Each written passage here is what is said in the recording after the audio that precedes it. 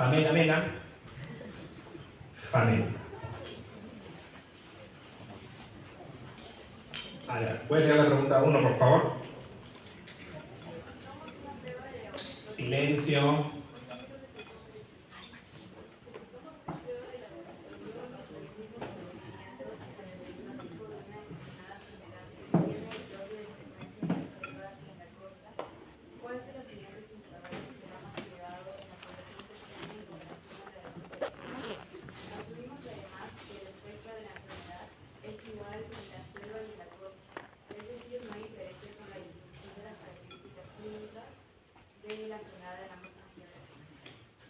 ¿Te vino esta pregunta? ¿Cuál sería tu respuesta?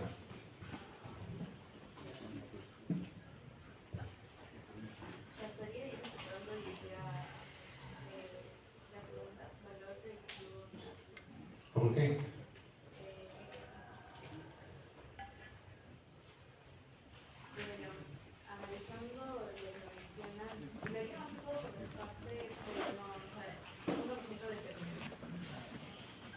¿Cómo? ¿Por descarte?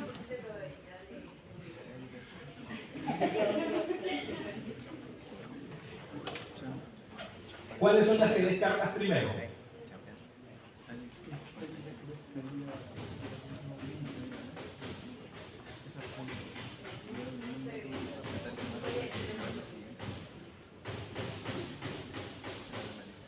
Juan Mudarra. Juan. ¿Dónde está Juan? Juan. ¿Cuál sería tu respuesta?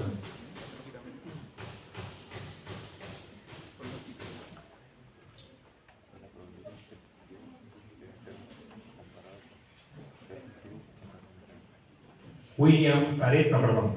Michelet, Paitán. Michelet. ¿Cuáles son los indicadores de pruebas diagnósticas que hemos visto en el curso?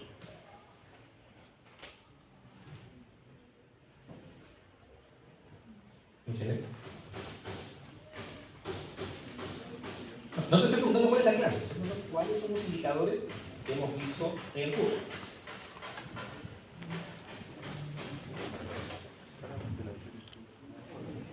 Alejandro Cordales, ¿cuáles son los indicadores que hemos visto en el curso? Nada más.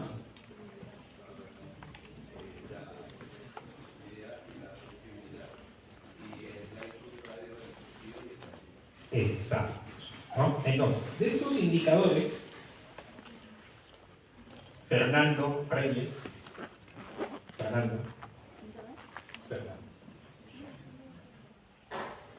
la sensibilidad, la especificidad se ve afectada o se ven afectadas por la prevalencia de la enfermedad. ¿Sí?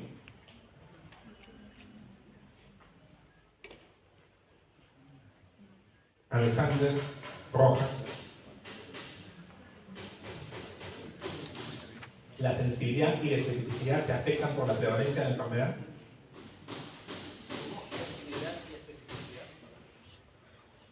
La sensibilidad y la especificidad se ven afectadas por la prevalencia de la enfermedad.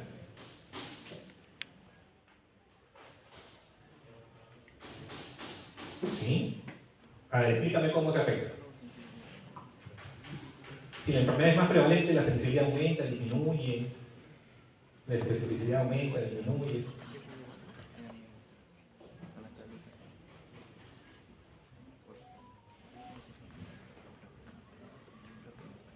Diego Sánchez. Diego. No se afecta. Si yo tengo a 100 enfermos y la sensibilidad de la prueba es 80%, esos 100 enfermos, de esos 100 enfermos, 80 van a ser identificados por la prueba. Así sean 100 enfermos de Perú, de China, de Francia, de donde sea. ¿Ok? Sensibilidad y especificidad no se afecta por la prevalencia de la enfermedad. Pero los valores predictivos sí. Carlos Solano. ¿Y cuál es la relación entre prevalencia y valor predictivo positivo? Es que a mayor prevalencia hay mayor valor predictivo positivo. Efectivamente, es una relación directa. Mayor prevalencia, mayor valor predictivo positivo. ¿Y con el valor predictivo negativo qué sucede? Inverso. ¿Ok? Entonces, ¿dónde la enfermedad es más frecuente? ¿En la costa o en la selva? En la selva. O sea, en la costa es menos frecuente. Si en la costa baja la frecuencia de la enfermedad, ¿qué es lo que baja? Valor predictivo positivo. ¿Y qué es lo que sube? Valor predictivo negativo. Entonces, la respuesta a esta pregunta, valor predictivo negativo. ¿Alguna duda? ¿Está claro? ¿Está claro?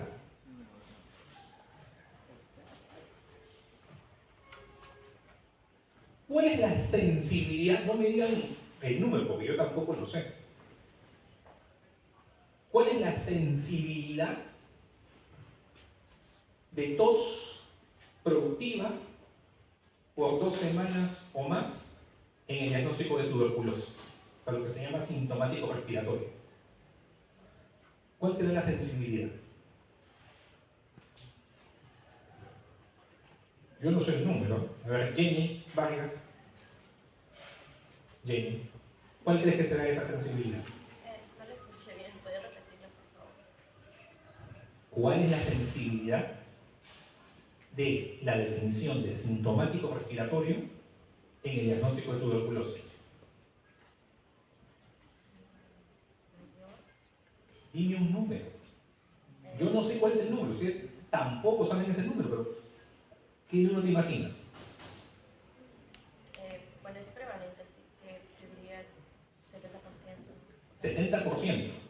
O sea, 70% significa de cada 100 pacientes que tienen tuberculosis, 70 tienen tos productiva por 2 semanas o más. 70%. Jenny, a ver, Fernando, Samamé.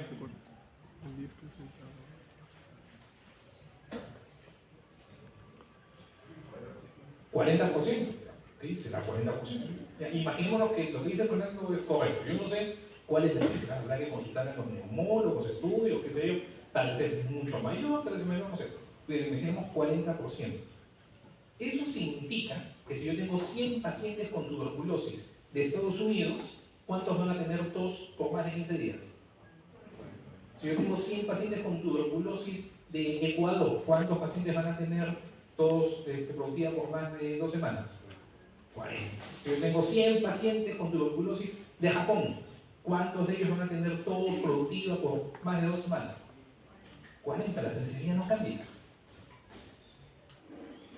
Ahora, si un peruano tiene tos productiva por más de 2 semanas, ¿cuál es la probabilidad de que tenga tuberculosis?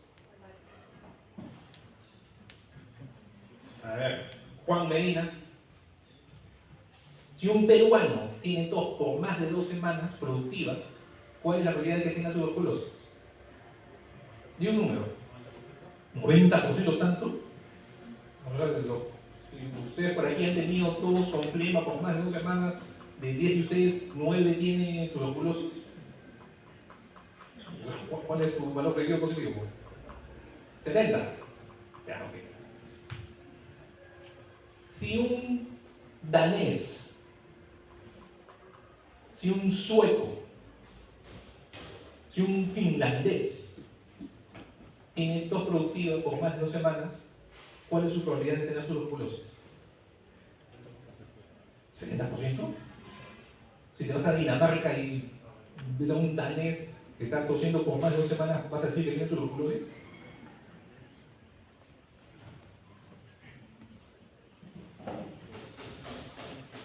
Nayeli Morales, si te vas a Dinamarca y hay un danés que está tosiendo por más de 2 semanas, ¿piensas en tuberculosis?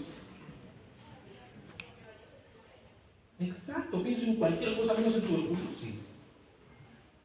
¿Qué es lo que está cambiando? La prevalencia de la enfermedad. Menor prevalencia de enfermedad, menor valor predictivo positivo. Pero si yo tengo a 100 daneses con diagnóstico de tuberculosis, 40 de ellos, ¿no?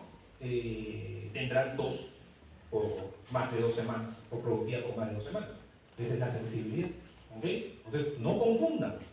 Hay mucha equivocación entre sensibilidad y valor predictivo positivo, especificidad y valor predictivo negativo. Bueno, hemos quedado en ayer. Ya no te pregunté el número, Adán, empecé con los 4 ahora. Bonnie Pacheco. A ver, pregunta 2. Léela, por favor.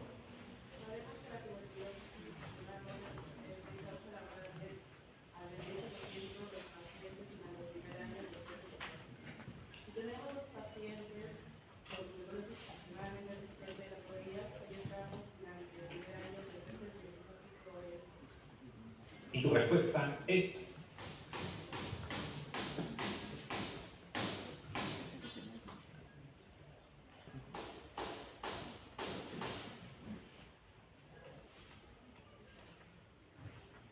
Bonnie.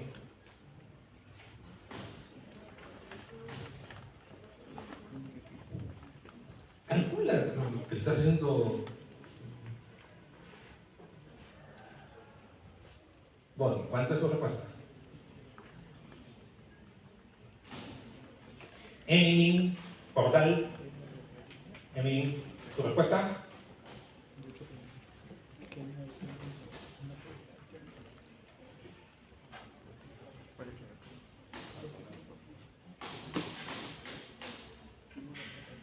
Lesa, regalado. Please. ¿Pero qué dice Lesa?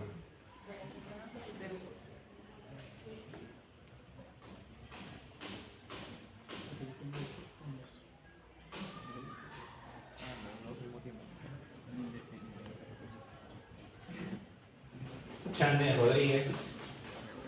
Chane.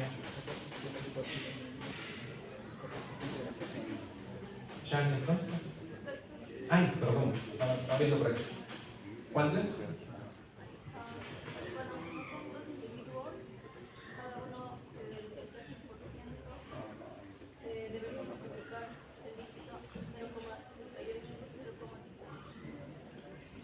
¿Y por qué se multiplica? Porque como son variables independientes, cumple esta regla de multiplicar.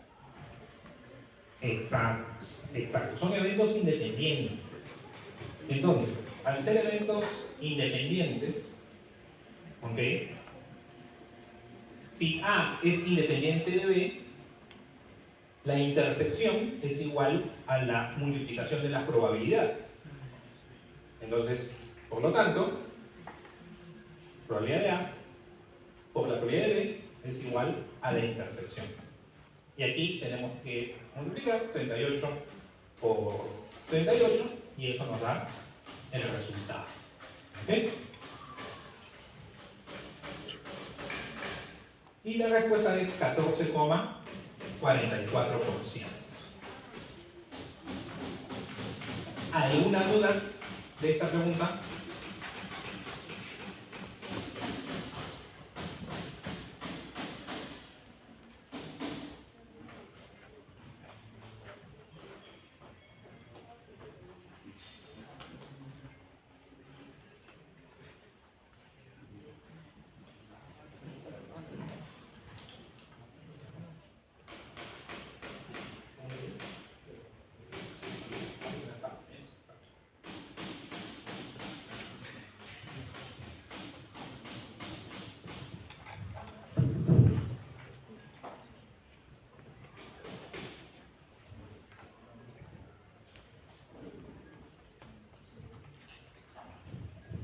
Quieren hacer cualquier otra cosa, salgan, no hay problema, no me molesta.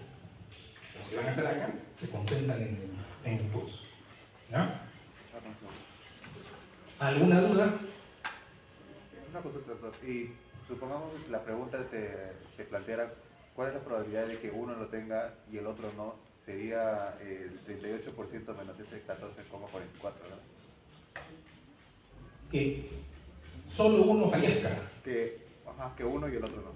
Que uno y el otro no, claro, sería la diferencia.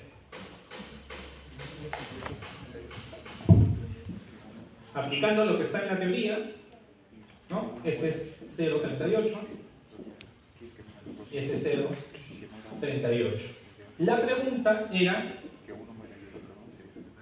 por la probabilidad que ambos fallaran, ¿no? Entonces nos pedían hallar esta intersección.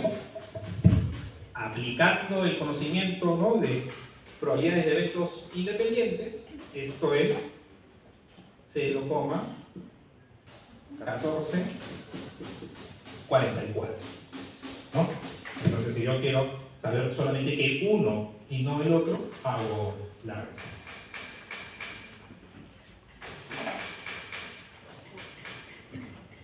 Siguiente pregunta. No debo dejar la lista, si no estoy caminando en una bola.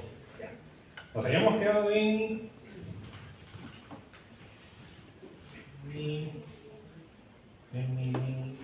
Lisa, Shane,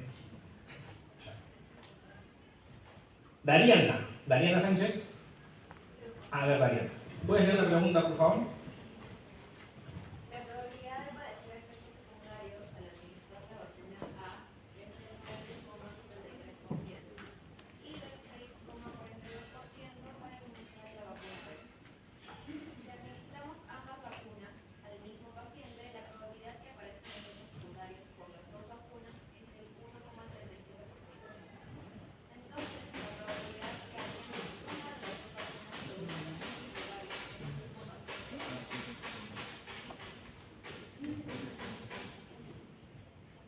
¿Recibiste esta pregunta en el examen, Dariana, en el básico? A ver. ¿Cómo lo resolverías?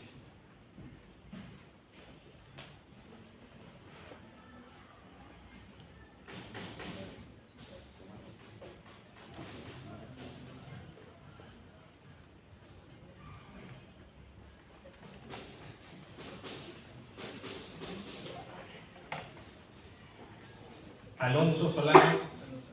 Alonso, ¿recibiste esta pregunta? Pero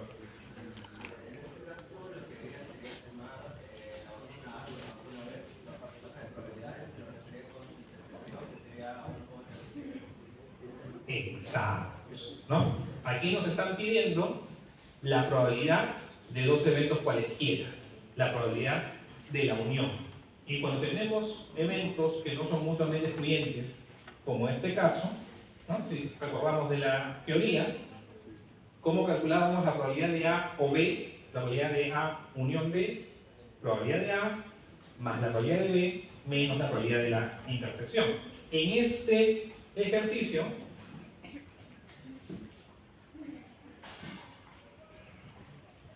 lo que tenemos ahora es que la probabilidad de tener un efecto adverso por la vacuna A es 9,73, ¿no? 0,0973, o sea, ahorita lo estoy llevando a decimales. La vacuna B, 6,42%, ¿no? Y tener un evento adverso por las dos vacunas simultáneamente es 1,37%. Entonces tenemos la probabilidad de A, tenemos la probabilidad de B, tenemos la probabilidad de la intersección. Entonces, para la pregunta que nos están formulando, tenemos que sumar 9,73% más 6,42% menos 1,37%, y el resultado es 14,78%. ¿Alguna duda? Como les comentaba a sus compañeros, con los mismos casos, con las mismas situaciones, se pueden preguntar diferentes cosas, ¿no? Se puede solicitar diferentes cálculos. Si se les hubiera preguntado cuál es la probabilidad, ¿no?, de tener un efecto adverso solo por una vacuna.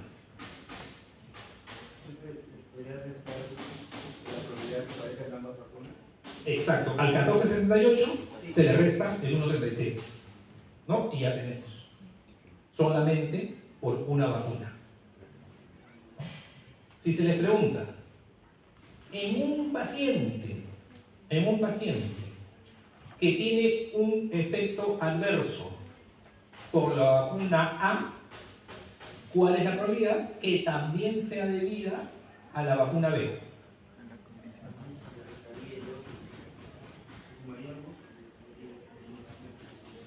¿No?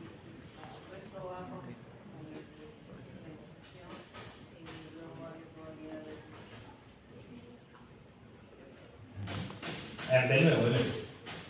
En un paciente que tiene un efecto adverso por la vacuna A, ¿cuál es la probabilidad? ¿No? Que tenga también el efecto adverso por B. Sería 9,73 más 1,6. No. Pero sería la intersección de ambas vacunas entre la que causa entre el DB, ¿no? 6,42. ¿Entre la B o entre la de A? Entre ¿Cuál es la condición? la condición dijo que cause que la B, la A, ¿no? La A. Entre la A. Exacto, es 1,37 entre 9,73. Ustedes tienen que identificar qué es lo que se les pregunta. Se pregunta la probabilidad de un evento, se les pregunta la probabilidad de la intersección de dos eventos, se les pregunta la probabilidad de dos eventos cualesquiera, o se les pregunta una probabilidad condicional. Y hay que tener mucho cuidado con las palabras que figuran en el enunciado, que figuran en la pregunta, ¿ya? Porque uno se puede confundir. ¿Podría volver a repetir el condicional que voy a hablar? Por eso, empieza con, en este caso, con la condición. Si tenemos un paciente, entre los pacientes, en el grupo que tuvo un efecto adverso por la vacuna A, ¿quiénes son los que tuvieron un efecto adverso por la vacuna A? El 9,73%. En la pizarra, todos los que están en el círculo de izquierda, ¿no? Esa es la condición en ese grupo, en esos pacientes. Si recibió, ¿no?, la vacuna A y tiene el efecto adverso por esa vacuna A, ¿cuál es la probabilidad que el efecto adverso también sea por la vacuna B? O sea, en este grupo que tiene efecto adverso por la vacuna A, ¿cuál es la probabilidad que también sea por la vacuna B? Es 1,37% entre 9,73%. Uno de sus compañeros en el grupo anterior me decía, ¿y sería posible que nos brindara más ejercicios para practicar? ¿Y cuál fue mi respuesta? ¿Cuál fue mi respuesta? No, pues no tengo tiempo. Me daría, no me da la vida, ¿no? Pero ustedes pueden hacer con el mismo enunciado, formular X preguntas, N preguntas. ¿No? Entonces se pueden organizar y exploten cuántas preguntas distintas podrían venir de estos enunciados. El examen va a ser similar, parecido a eso. No voy a preguntar cosas raras, extrañas, que no se hayan desarrollado. Entonces, y sí, es bueno ejercitarse con ejercicios, pueden prepararlos, se aprende además. Estoy haciendo un paréntesis. De las mejores, si no es la mejor forma de aprender, es enseñando. Eso está descrito, y también, digamos, la experiencia y todo lo demás. Entonces, uno enseña, aprende mucho más, ¿no? Y el profesor, el docente, pues también tiene que evaluar. Entonces, cuando uno hace preguntas, también va aprendiendo. Entonces, si ustedes se organizan y van formulando nuevas preguntas a partir de estas situaciones, es una estrategia también para que vayan adheriendo los conceptos. Nos habíamos quedado en Dariana, Alonso. Alonso ya respondió, ¿no? Alonso. Ah, sí, tú respondes. Beckham, Trujillo. Beckham, a ver, ¿pueden leer por favor la pregunta 4? Un estudio de base poblacional certificó a 800 personas, entre ellas 50 fueron diagnosticadas de asma mediante spirometría y evaluación clínica especializada. Además, se aplicó un cuestionario donde se indagó sobre el antecedente y sus avances, respondiendo afirmativamente a este antecedente 200 jóvenes, 40 de ellos entre los diagnosticados de asma. Un psicólogo refiere a presentar el antecedentes y avances, su prioridad de ser falso negativo es. ¿Te tocó esta pregunta? No. ¿Puedes hacerla?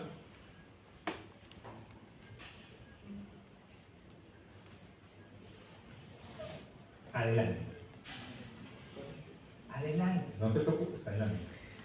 Escoge quién quieres que te ayude. Tienes acá todo el grupo. Escoge quién quieres que te ayude.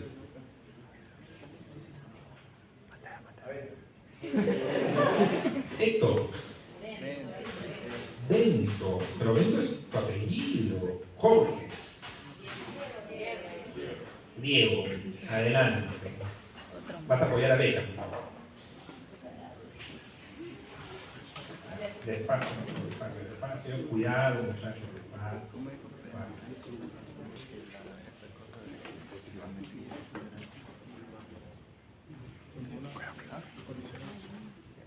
Bueno, yo asumí que me salió que tenía enfermedad. El grupo de prevalencia. Ya, estas son preguntas, la mayoría de las preguntas, un buen grupo de las preguntas de esta prueba han sido la aplicación en indicadores de prueba diagnósticos, ¿no? Que para probabilidades ayuda bastante. A ver, ¿cómo lo van a plasmar en la pizarra? ¿Con diagrama de Venn, con tabla, como prefieren? Con tabla. Borren. En el grupo anterior, uno de sus compañeros lo hizo con diagrama de Venn, también está bien, está perfecto. Cada quien se acomoda a lo que es más cómodo. A ver, primero hagan la tabla. Hagan la tabla 2×2, grande, hagan la tabla grande, para que la veamos desde atrás. Muy bien. Pues vamos poniendo los rótulos. Asma. Y al costado, no asma. Ya recuerden, en la tabla de contingencia, las columnas es para la enfermedad. La primera columna son los enfermos, la segunda columna, los no enfermos. En las filas va la prueba que estamos evaluando. La prueba no solo es una prueba de laboratorio. La prueba puede ser una respuesta a un cuestionario, puede ser un síntoma, un signo, etc. En este caso es la sibilancia. Sibilancia, no sibilancia. Ok, ¿está bien? ¿Por qué lo borran? No nos pidieron sibilancia. Otra palabra, bueno. ¿Sibilancia? Están salivando. Sibilancia, no sibilancia. Ya, muy bien. Entonces, ahora muchachos, a ver, Beca. No, todavía. Pónganse al costado para que todos puedan ver la tabla.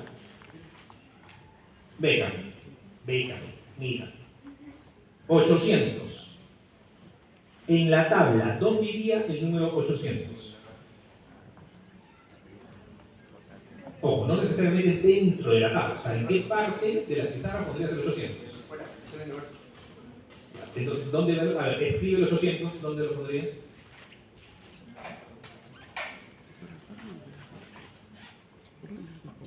No.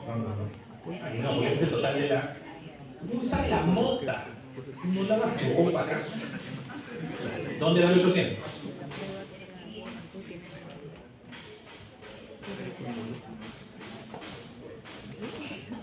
Ok, muy bien. No, póngale la U, el número más que queda. Estamos en la 8. Ahora, ¿dónde va el 50? Dice, 50 fueron diagnosticados de asma. Beckham. ¿Dónde va el 50? ¿Estás seguro que lleva el 50? ¿Seguro? Sí, ahí va el 50. Muy bien. Luego, 200. ¿Dónde va el 200? Pero aquí entonces, ¿qué es el 200?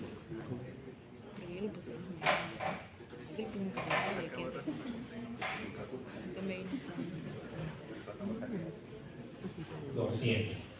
¿Y el 40?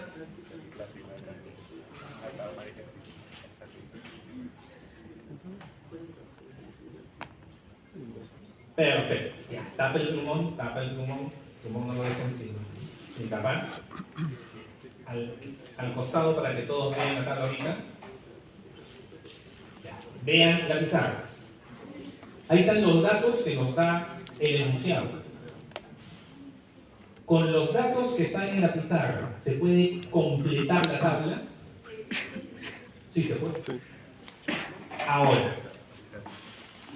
Diego. Ah, no.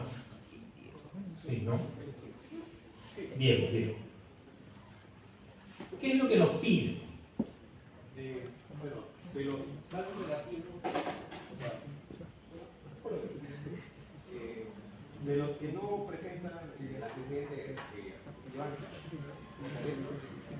la probabilidad de ser negativo. Ok, o sea, están pidiendo.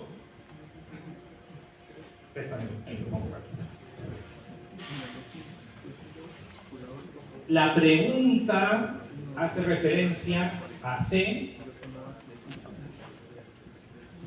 entre C más D. ¿Queda claro que lo que piden es C entre C más D?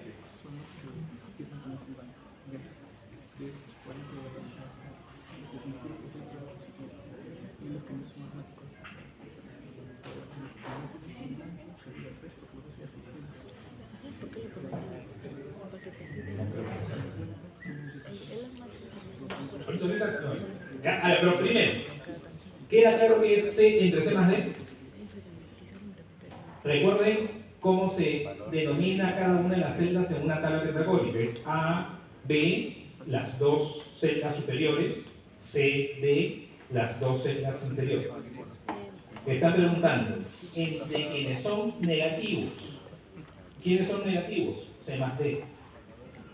Entre todos los que son negativos, ¿quiénes son falsos negativos?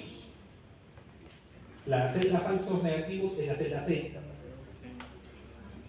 ¿Ya? No se olviden. A, verdaderos positivos. B, falsos positivos. C, falsos negativos. D, verdaderos negativos.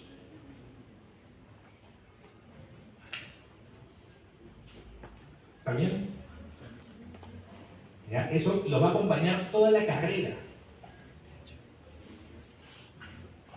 Entonces, necesitamos la celda C y necesitamos la celda o el espacio C más D. Entonces, a ver, Diego, no, pero C. Con otro color, con el rojo. Tapa el mismo negro, borra con la mota lo que hayas ahí puesto. El unito que está ahí también borra el B. Ya está. 10. Ya. ¿Y cuánto es C más D?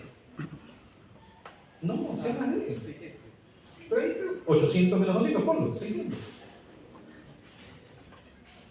600. Entonces, la respuesta es, ¿cuánto es 1 en 60? ¿Cuánto es un sexto? La mitad de un tercio. Un tercio cuánto es 33. Un sexto, 17. ¿La respuesta cuánto es? 1,6 periódico. ¿Está bien? ¿Siguieron, no? Sí. Un sexto es la mitad de un tercio. Y un tercio es 1,3 periódico. Un sexto es 1,6 periódico. Entonces, como me piden en porcentajes, 1,67%. Hay una pregunta por acá. Lisa. Sí, mi pregunta era qué era lo que determinaba en todo caso si es que va a ser un verdadero A ver, los conceptos de verdadero positivo, verdadero negativo, falso positivo, falso negativo, es por la enfermedad y la prueba que estamos evaluando. El verdadero positivo es un enfermo que da positivo a la prueba. Un verdadero negativo es un no enfermo que da negativo a la prueba. Si un enfermo tiene la patología, sale negativo, es un negativo falso, porque es un negativo que tiene la enfermedad, falso negativo. Si un no enfermo sale positivo, es un positivo falso, falso positivo.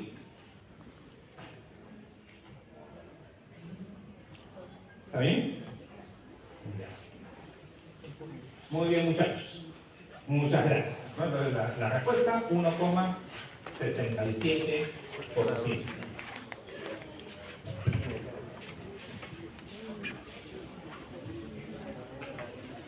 Lucía Yuribilka. Lucía. Pregunta 5. Léela, por favor. Silencio. Una investigación sobre la validez del cáncer rectal en el diagnóstico de cáncer de próstata obtuvo los siguientes resultados. Ya está la tabla, ok. ¿Se puede concluir? Se puede concluir entonces, la sensibilidad es un 95%, la especificidad es 90% y el valor predictivo es 1%. ¿O ninguna? La primera es falsa. ¿Te vino esa pregunta? ¿Qué marcaste? ¿Por qué? Y no salió, ¿no? Entonces, vamos a hacer los cálculos así mentalmente, ¿ya? Sin lápiz, sin nada. Sensibilidad. ¿Cuál sería el resultado? 90%. 90, ¿no? Porque es 18 en 20. ¿No? 18 en 20. 180 en 200. 180 en 200 es 18 en 20. Y 18 en 20 es 9 en 10. Entonces, 90 es 95. No, ya descartamos la 1. Especificidad 90. En este ejercicio, ¿cuál sería, cómo calcularíamos la especificidad? 480 en 520, ¿no? 48 en 52. 48 en 52 es 90. No, es más de 90. Entonces, descartado. Valor predictivo positivo. En este caso, valor predictivo positivo sería 180 en 220, ¿no? 18 en 22. 18 en 22 es el 75%. No, es más, ¿no? Entonces, se descartan las tres. Entonces, ninguna afirmación es correcta. Como hizo Lucía, ustedes tienen sus calculadoras y verifican el resultado. Este ejercicio, al propósito, ¿no?, está hecho porque en sus exámenes que van a tener del internado, el ENAM, ahora que hay examen de SEDUM, examen de residentado y todo lo demás, por ahí van a venir preguntas que tienen que hacer de cálculos. Y ahorita nomás, hace unos mesecitos, que estaban en la academia, que estaban en la pre, estaban en sus círculos de estudio, etc., dentro de las estrategias del examen. Ahorita estamos saliendo del curso, estamos ahí siendo totalmente utilitarios. ¿Tenían idea de la respuesta exacta para saber cuál era la clave? No. Y se ahorra un montón de tiempo, ¿no?, viendo cuál se aproximaba o descarte también. Entonces, tienen que también aplicar esas estrategias, ¿ya? Porque en esos exámenes que les he comentado, igual que el examen de admisión que hace 2 años ustedes rindieron, no llevaban calculadora, no llevaban reloj, no llevaban nada. Para efectos del curso sí van a tener su calculadora, y tienen que traer y no se presta material. ¿Ya? Acá aprovecho también para volver a decirles, el examen es individual, nadie presta, pero ni el borrador, ni lápiz. Alguien presta a otra persona, a las dos personas se les anula el examen.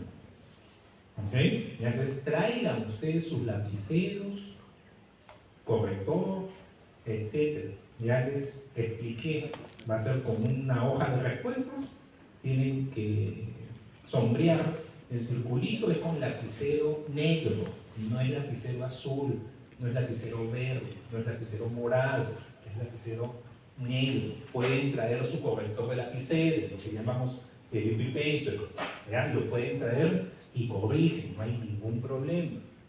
¿Ya? Ok.